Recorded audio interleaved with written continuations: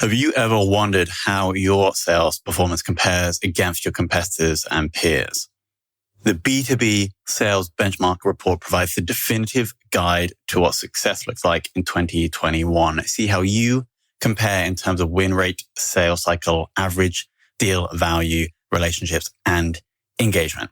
You can see the results and get the full report at ebsta.com/B2B-sales-benchmarks. And then I use that data to say, okay, this is what we've booked in a period.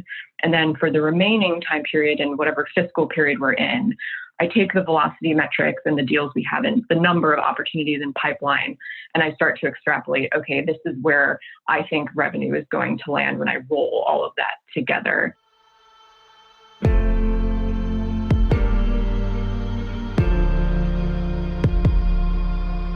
This is Sales Ops Demystified, the number one most downloaded podcast in sales operations. We invite the brightest minds in sales ops onto the show to deconstruct the what, why, and how behind rep productivity, forecasting, metrics, and all things revenue. This podcast is brought to you by ebsta, a revenue intelligence platform used to identify risk in the pipeline and score customer engagement, and is sponsored by the Global Sales Operations Association and the UK Revenue Operations Network.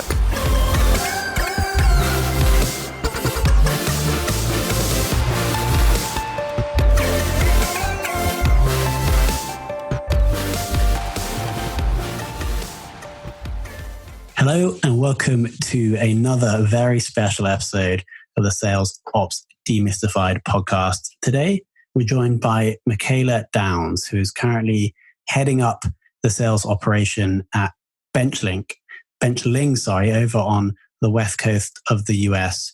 And I'm super excited about this discussion today. Michaela's been in the sales ops game for approximately 7 years, so there's going to be a wealth of experience to share here. Michaela, welcome to the show. Thank you for having me.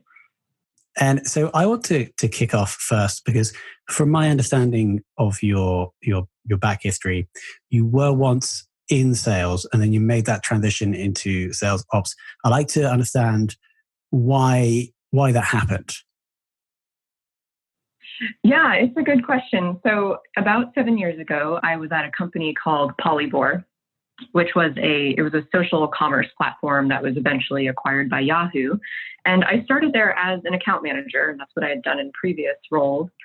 And about 18 months in, I just started getting, that classic itch, right, of wondering, is this really what I want to be doing, for the next, not even the rest of my career, but the next few years. So, but I loved the company. I didn't want to leave Polybore, but I couldn't really find like a natural role that I would move into. So I started picking up side projects. So things like, assessing our customers to better understand our account profiles, improving our customer-facing campaign review decks. We had Salesforce, but we didn't use it particularly well. So working on a project to improve that. And I was working on those things, not realizing that they were operations. And at about that same time, we hired our first CRO at Polybore. And one of his first assessments was, well, we need a dedicated operations function. This can't be someone's spare time job. And he wrote up a job description for a director of revenue operations that he wanted to hire. And I distinctly remember reading that job description, and it was a light bulb moment for me. I was like, wait a second, you mean all these things I've been doing for fun could just be my job?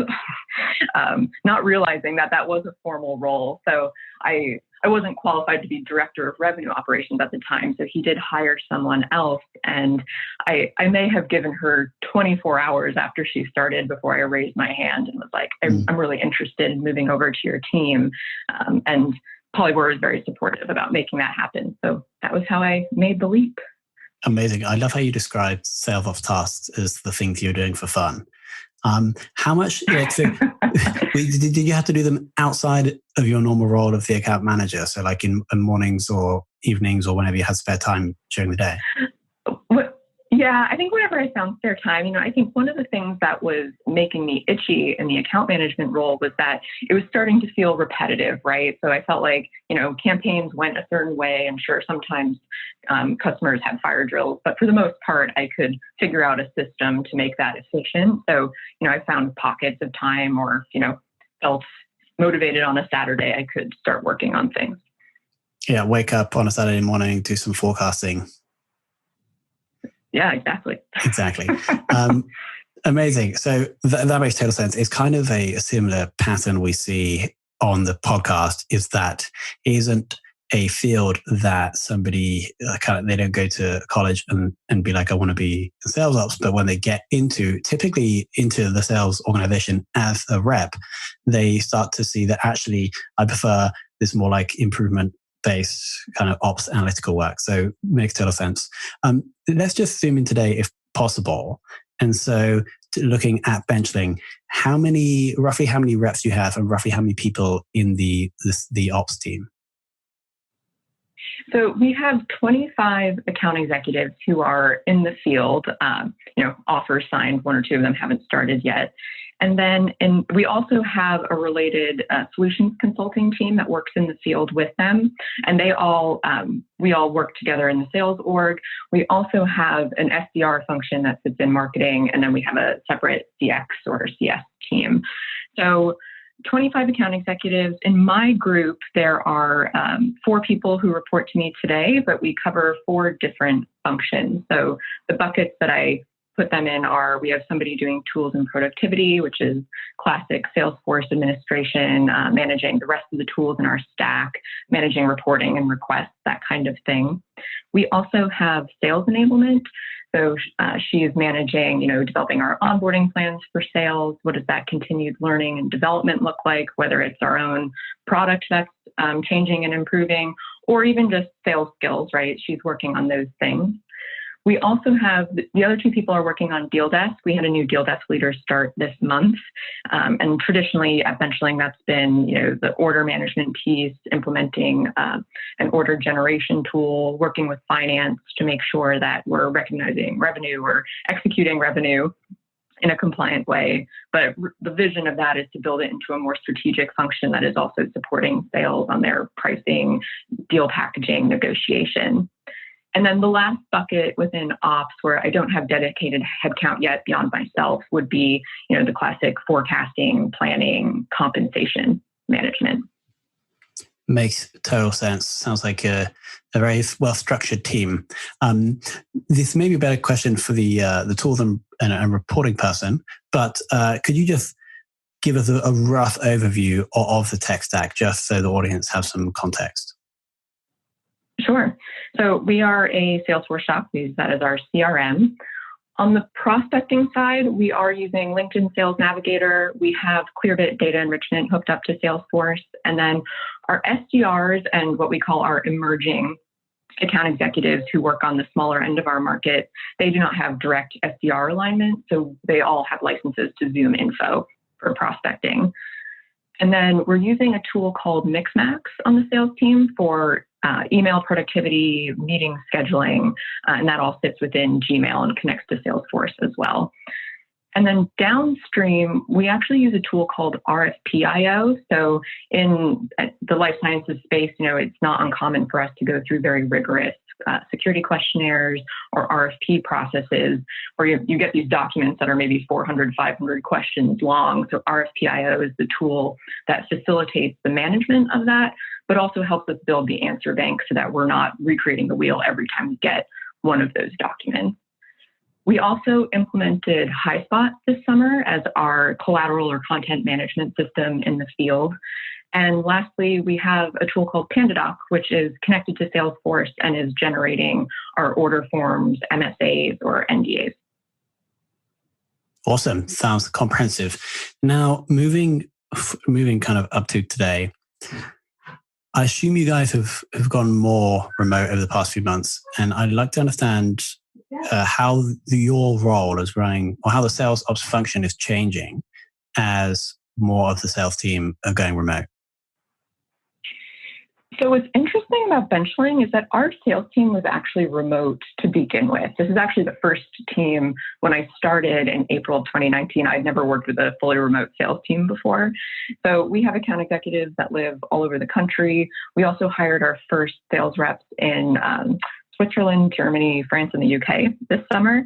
So we've always been spread out. And I actually think that's why the tech stack has been more top of mind for me at Benchling than perhaps at other roles, because we needed to rely on systems since we didn't have that, we didn't sit in the pod to talk to each other every day. So that piece of it, we were actually pretty well situated once everyone did start going remote. Where things did change was the rest of Benchling's team, including sales operations, we were going into the office. So I'd say there were more changes on the internal front. So needing to have formal daily stand-ups where before, I sat next to everyone in my group so we could just talk to each other. So now we have like the Zoom where we could all log in and talk to each other and just brainstorm as we need to. And we also needed to move over. We were using like Wunderlist checklists just to manage like internal projects and tasks we needed to complete. Once we were remote, it was obvious that we needed to move to something more robust. So we're actually using Airtable as our internal sales ops project management tool. Nice. So essentially the sales reps were fine. It was more the ops team that needed to work on their internal operation. Yes. No, and I think if anything, it's probably given the rest of the company more empathy for what the salespeople were feeling before, right? Because they were always outside of the office. Yeah, that's super interesting. So, yeah, this is actually unique, I think, out of all the interviews I've done, where the salespeople are like more equipped and kind of smoothly have adapted with the last 6 months. So it's a super interesting use case. So those changes you guys have made internally within the ops team, do you think the way you're working now within the five or so of you will persist going forward, regardless of whether you move back into the office together? I do. I think they will be permanent. We're also thinking about, as I mentioned, we hired sales reps in Europe, right? And I think that's going to mean there's going to be extensions of sales ops eventually that need to be in Europe as well. So even just given the time zone differences and the locations, I think this method of being able to work remotely through systems or through Zoom calls is going to persist for sure. Got it. Makes sense. Now, have the targets or the forecast been impacted over the past 6 months? Yeah, so we have not changed any targets or goals for our sales team. But it is something that we look at all the time. We happen to be having a very good year, so we haven't seen any evidence in the numbers to say, oh, we need to scale back. If anything, I think we have the opposite conversation of, do we double down and, increase where we think we're going to land? So we haven't changed anything there. I think the one piece that we are thinking about, and I don't know that we have a great answer for it yet, is, we used to, before COVID, quite a bit of our pipeline generation, we would have customer summits or we would have dinner events. The industry itself also, always had a lot of in-person events that obviously aren't happening anymore. So I think we're trying to get creative to think about how do we supplant what used to happen in person, where we either had great lead generation coming out of it, or frankly, just good morale boosts coming out of it too. We're thinking about, do we need to have more webinars for our customers? We need to do more case studies just to create, more of those opportunities to touch base, because that piece is important and I think everybody's missing it. Yeah, it makes total sense. Specifically on the forecast, the way you are forecasting it, have that changed? And actually, it'll be good to know before that, what is your current forecasting process, just so the audience can understand? Yeah, so our forecasting process, so I've been at Benchling about 18 months, And so I would say our forecasting process has been changing, the whole time since we're a new growing company and we're finding our footing in that area. So our process today is we do a bottoms up roll up, which we're using Salesforce forecasting tools to do that. And it used to be managers, but now we've rolled it down to account executives where everybody can look at their pipeline and tell us, what are you committing? What's your best case? And then we also look at what's just in the straight CRM as far as what are the close dates, what are the probabilities, and we take that weighted forecast. So we have those two methods together that I consider bottoms up. On the side, I run, I guess you can call it more of a tops down. We do look at, so at Benchling, like most SaaS organizations, right, we have three major buckets or sources of revenue, whether that's our new customer acquisition, our customers who are coming up for renewal terms, and then we have our opportunistic cross-sell or change order opportunities. So depending on those three buckets, and then when I break that down by our different sales groups, they all have very different velocity metrics, right? So win rates, deal sizes, and sales cycles vary across them. So we measure them, we take a stamp of them monthly, and then I use that data to say, okay, this is what we've booked in a period.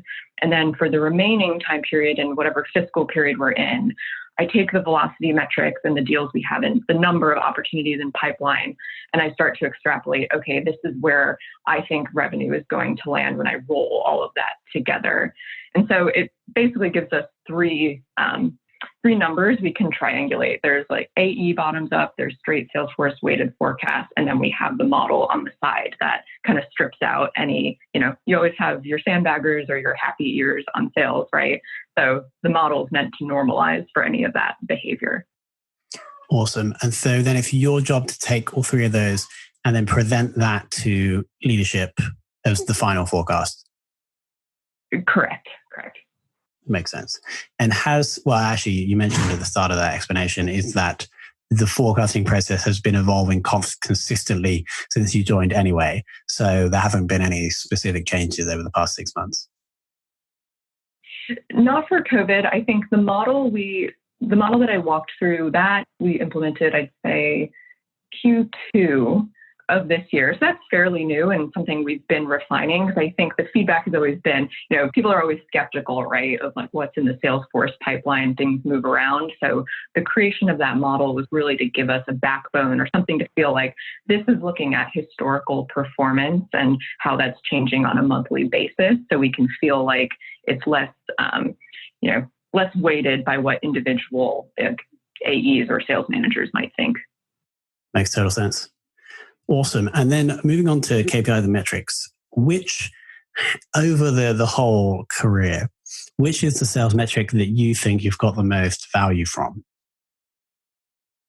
I really think it's that sales velocity metric where you're taking, I'm multiplying my opportunities in pipe by my win rate, by my deal size, and I'm dividing it by sales cycle. Some people meet that with skepticism, but what I like about it is that I think it gives you an ability to diagnose issues, whether you're looking at, an aggregated customer segment to see those dynamics, but even by rep, right? So we've had reps who, one example I could think of in a previous organization, not Benchling, was, someone who she was hitting her quota, every quarter. And then she finally had a dip where she just didn't have any pipeline and was going to miss wildly. And everybody was like, what is going on? And I felt like sales velocity gave us the ability to say, okay, well, let's go look at her numbers, compare to everyone else and see what's happening. And it turned out, her sales cycle was drastically longer than everybody else's. So while her deal sizes tend to be huge and her win rate is high, if she's taking forever to close, that could impact one of her quarters if something slips. So I've always liked that metric for being able to get super specific and prescriptive about what somebody can do that's actionable to improve. Got it. So that's the go-to metric. It's not just one of the vanity ones. It's a metric that you can look at and that will tell you or that will help you give an actionable improvement to a rep or group of reps about how they can actually improve their pipe or build the size of their pipeline. For sure. And if it doesn't give me the answer, it usually leads me down a path where we can get there through another analysis, maybe. Amazing. Awesome. And now we're wrapping up with the final two questions. Who within your career has been the most inspirational? So my earlier story about getting into sales ops and that director of revenue operations, her name is Lori Macias, and we're friends to this day. So we still laugh about that moment when I went up to her desk and she was brand new and I told her I really wanted to be in her group, but she was amazing. I really feel like, there were 2 years that we worked together at Polyvore as a private company, and then we still worked together for 2 years into the Yahoo acquisition. And those 4 years were probably like the highest concentration of learning for me. From the extremely tactical, I remember sitting next to her, she taught me how to write a VLOOKUP in Excel, to like just watching her, build relationships and stakeholder influence, building out processes, and really like changing an organization was something that I feel incredibly lucky to get to like sit next to her and like watch it in the front row. So Lori, for sure. She's actually, another source of inspiration is that she's now the chief revenue officer at a company called Winolo. And for me, I think it's interesting because you don't see a lot of CROs come up through operations necessarily. So watching her take that on has been, it's really cool to see. Amazing. Lori sounds like an absolute inspiration. And then the final question is, who within the world of sales ops that you do or don't know would you like to take for lunch? Yeah, so there's actually a woman named Tori Moss. She leads revenue operations at Greenhouse, and we were introduced by a Benchling investor, actually. And we were introduced, and I've just appreciated so much how she is incredibly generous with her time and insights, because, in ops roles, especially at companies that are growing and they're smaller, it's easy to find yourself in a vacuum and people are looking at you for answers, and you're just not going to have all of them all the time, right? Especially if the job is challenging and a good fit for you. So Tori is someone who I think she exemplifies, she's very willing to reach out across other companies and bring people together. And I think that's something that I would be happy to buy her lunch for. Amazing. Well, Michaela, thank you so much for the masterclass.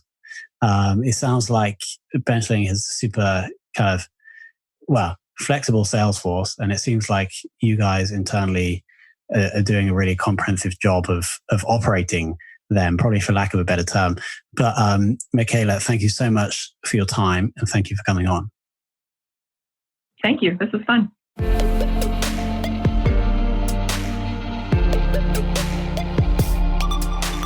Thank you for listening to this episode of the Sales Ops Demystified podcast. If you are listening on a podcast listening application, then please subscribe, rate, and review.